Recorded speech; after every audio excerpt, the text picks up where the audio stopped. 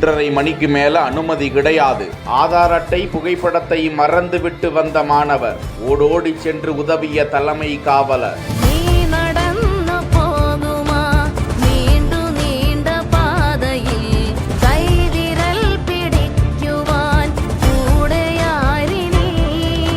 இன்று நாடு முழுவதும் நீட் தேர்வு நடந்திருக்கும் நிலையில் கடைசி நேரத்தில் பல மையங்களிலும் பல பரபரப்பான சம்பவங்கள் நடந்திருக்கின்றன. ஆடை நிபந்தனைகள், ஆபரணங்களை அணியக்கூடாது உள்ளிட்ட பல நிபந்தனைகள் காரணமாக மாணாக்கர்கள் கடைசி நிமிடங்களில் பரபரப்பாக காணப்பட்டனர்.